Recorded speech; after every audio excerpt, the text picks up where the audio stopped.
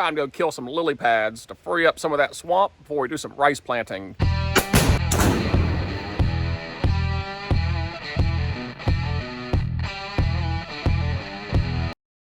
Let's go ahead and address this. I'm not qualified for a whole lot of things in life, but I am licensed to kill, baby. I've been an aquatic licensed professional for 17 years now, commercially licensed in aquatic application.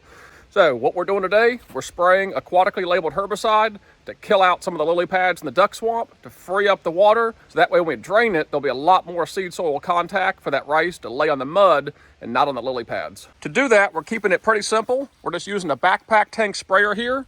I'm not gonna get into a lot of specifics of herbicide usage.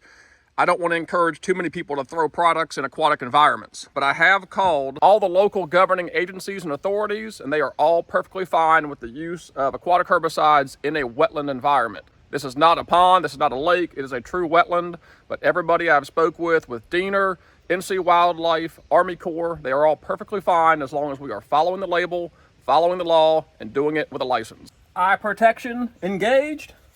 Now we're going to put on our rubber gloves here, following our label. And this was actually already pre-measured out for me. Get it nice and agitated. As I'm walking around, I'll keep sloshing my back around as well to help keep stirring it up. Getting weighted up here so I don't get my pants wet. That way we can walk out a little bit into the swamp and get a little bit better coverage. Let's go kill some stuff. I no longer do this commercially, so it is fun to throw back sometimes and put on the backpack and go kill some weeds. Just ran 4 wood ducks out of here. It's always a good sign. Gets you encouraged to want to come in here and put the work and effort in. When you got ducks summering in here, I know we hatched out some at the lower swamp, so that's encouraging to see. Back in the rice swamp, and you can see all the lily pads. And last year, the lily pads didn't really impact us too greatly. But we were noticing when we were throwing the seed out, the rice seed, it was sitting on top of a lot of the lily pads, and it didn't actually fall down into the water. So this year we decided to come in here, spray out some of the lily pads that I could reach, but really I'm hoping to get enough concentration in here and it drifts far enough where I can actually kill areas I don't even directly spray. Time lapse in 3, 2, 1, hit it.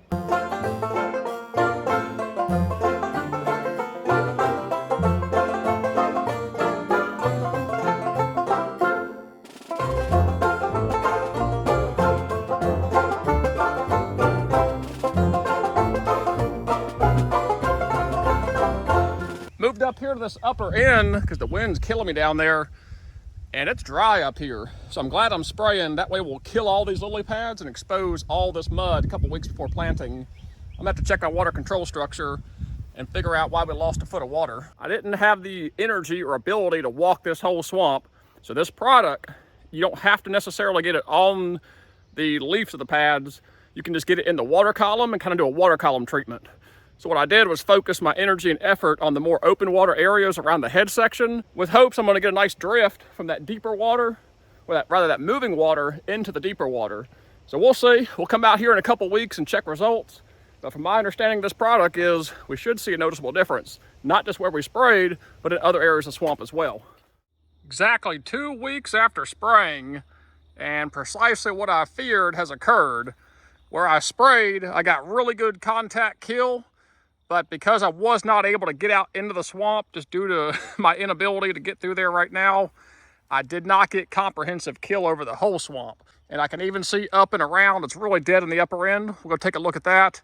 But the key takeaway here is you gotta get really good even coverage if you're gonna kill all these lilies off. But not unhappy. I know wherever I sprayed, I did kill. Very effective product 2 weeks after spraying.